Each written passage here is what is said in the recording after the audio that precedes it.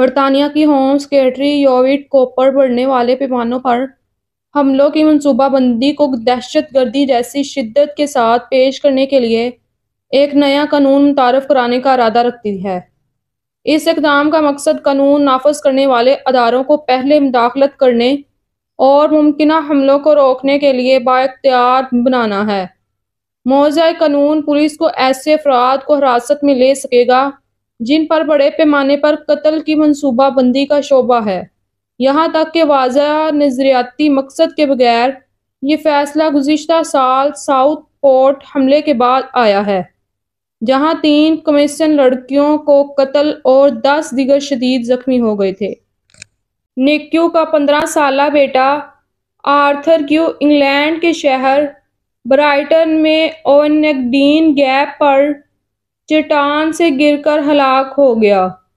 وہ جان لیوا زخموں کے ساتھ پایا گیا اور بعد میں رائل سسیکس کاؤنٹی ہسپتال میں انتقال کر گیا۔ آرتھر کے والدین نک کیو اور سوسی بیک نے ایک بیان جاری کرتے ہوئے اسے اپنا خوبصورت خوشگوار لڑکا قرار دیا اور غمزدہ ہونے کے لیے رازداری کی درخواست کی۔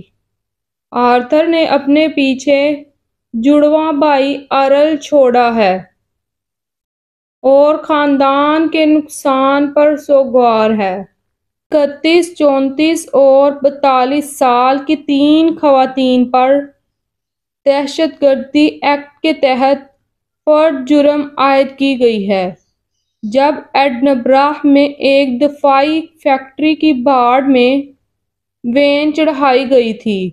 یہ واقعہ گزشتہ منگل کو کریو روڈ نارتھ پر لیونارڈو کی سہولت میں پیش آیا۔ خواتین کو ایڈنبرا شریف کورٹ میں پیش ہونا ہے اور پولیس اسکاٹ لینڈ کا انسداد دہشت گردی یونٹ تحقیقات کی قیادت کر رہا ہے۔ حکام نیلے رنگ کی فورڈ ٹرانزٹ وین اور ایک سفید ہونڈا CRZ کے بارے معلومات حاصل کر رہے ہیں جو اس واقعے سے منسلک ہیں۔ برطانیہ میں لوگوں کی جاسوسی کے لیے خفیہ کیمروں کے استعمال ہونے کے واقعات میں اضافہ ہو رہا ہے، اکثر نجی جگہوں جیسے باتھ رومز اور بیڈ رومز میں۔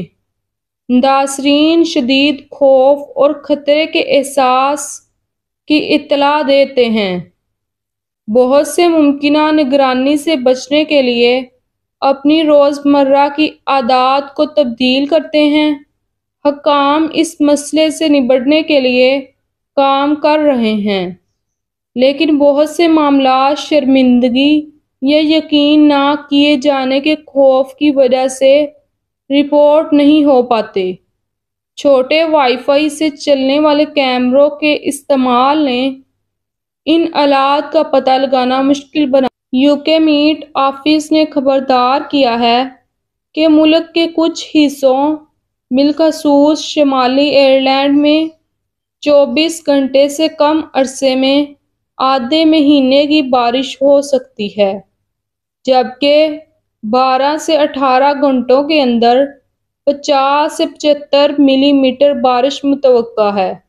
یہ شدید بارش سیلاب کا باعث بن سکتی ہے، روزمرہ کی زندگی اور سفر میں خلل ڈال سکتی ہے۔ شمالی آئرلینڈ میں جولائی میں اوسطاً 96 ملی میٹر بارش ہو سکتی ہے، اس لیے یہ مقدار اہم ہو گئی۔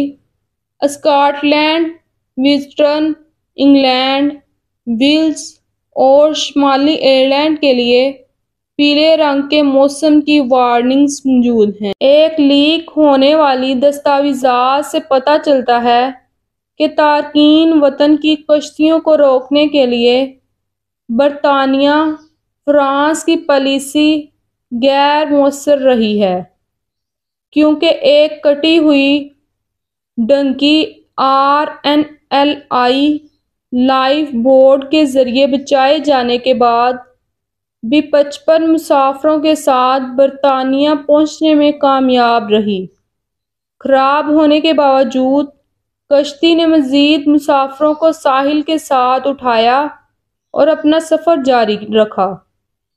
اسی دن 10 کشتیاں 573 مسافروں کو لے کر برطانیہ پہنچی، جس نے حکمت عملی کی ناکامی کو اجاگر کیا۔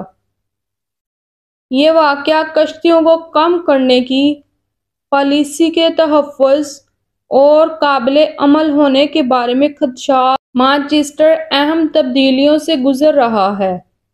بڑھتے ہوئے اخراجات، عیش و آرام کی ترقی اور متمول رہائشیوں کی آمد شہر کے منظرنامے کو نئی شکل دے رہے ہیں۔ شہر میں 6 پینٹس، 1201 ماہ کے اسٹوڈیو فلیٹس اور دولت مند غیر ملکی طلبہ میں اضافہ دکھایا جا رہا ہے، جس سے نرمی کے بارے میں خدشات پیدا ہو رہے ہیں، جبکہ کچھ تبدیلیوں کا خیر مقدم کرتے ہیں۔ دوسروں کو خدشہ ہے کہ یہ اپنا کردار کھو رہا ہے۔ مانچسٹر کی تبدیلی نے کچھ لوگوں کے ذہن میں یہ سوال اٹھایا ہے کہ کیا یہ لندن سے بہت زیادہ مماثلت رکھتا ہے؟